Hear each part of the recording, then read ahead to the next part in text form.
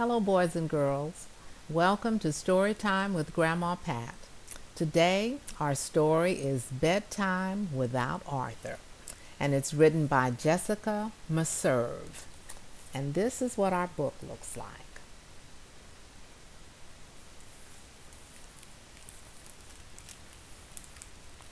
Bella has a bear, a very special bear called Arthur.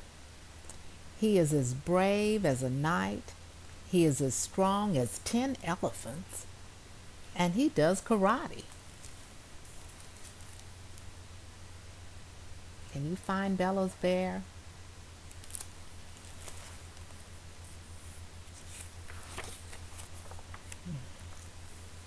When Bella sleeps, Arthur is busy. He guards the bed and keeps away monsters that come and sneak up in the shadows.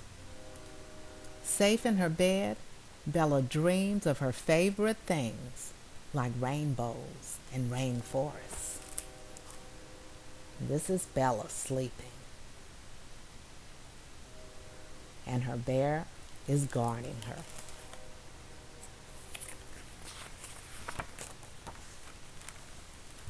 One morning, Arthur was worn out from so much karate. Bella made him his favorite breakfast of toast and honey, and then she tucked him snugly in bed. And that evening, when the moon had risen full and white, Bella went to her room to give Arthur a slice of pizza for supper. Bella pulled the quilt back and, oh my goodness, what do you think? Do you see Arthur in there anywhere? Maybe something's happened to Arthur. Yowled, "Arthur!" He was gone. Bella searched and searched everywhere. She even looked in the washing machine.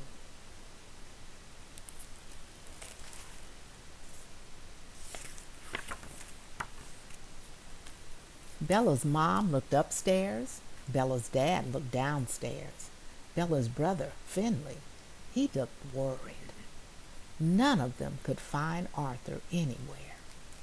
Mom said, "We'll find him tomorrow." Dad said, "He'll turn up."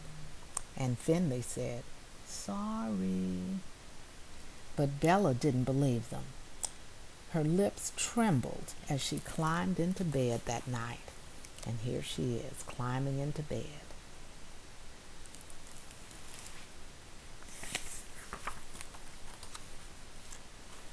Bella couldn't sleep. She was sure there were monsters watching and waiting. Bella squeezed her eyes shut tight, and she fell asleep, dreaming of fire-breathing dragons and slugs and grizzly bears. And here she is. She's asleep and she's dreaming of terrible, bad things.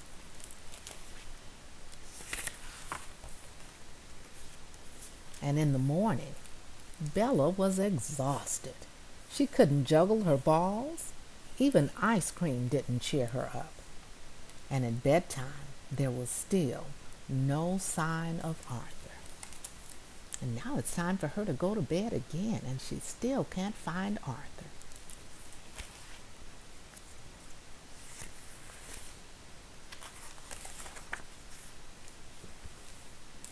The wind began to blow and howl. Bella woke up with a start. She saw things looming and scratching at her window. Bella leaped out of bed and ran as fast as she could across the hallway into her brother's room. Finley was sound asleep, and Bella began climbing into his crib. Peeking from under the blanket, she saw the tip of a soft, furry nose. Oh my goodness, where do you think Arthur is?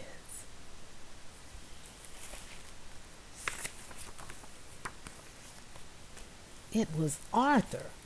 Bella was so happy to see him, but she was very angry with her brother for taking him. She grabbed Arthur and started back to her room. Left all alone, Finley was afraid. "Monsters!" he cried. But Bella pretended not to hear it. Serves him right, she thought, as she reached the door.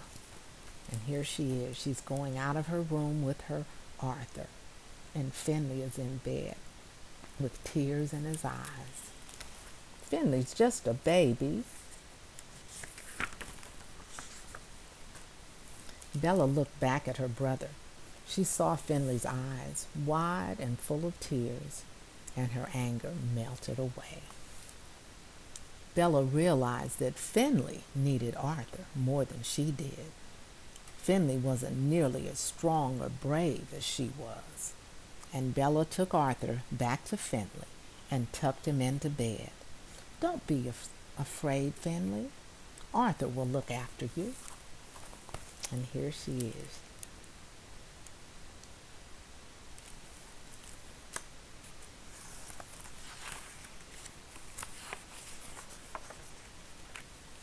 Bella felt braver and braver with each step that she took back to her room. When at last she climbed into bed, Bella felt as brave as a knight. All the monsters shook with fear and fizzled into nothing. Bella's getting into her bed and she's as brave as she can be. And the monsters, they're the ones that are scared and they're just fizzling away. She's not going to see them again. And that night, Bella slept long and deep and dreamed of all of her favorite things. And so did Finley. And that's our story of Arthur. And even though Bella thought there were monsters and nightmares, she had her bear to keep her safe and warm. And then I think someone decided Finley needed to have Arthur to take care of him more than Bella did. And so that's what happened. And now Bella can sleep in her bed all by herself, and she doesn't worry about monsters or ghosts or anything like that anymore. And now Arthur can take care of her little brother Finley. Thank you, boys and girls. See you tomorrow night.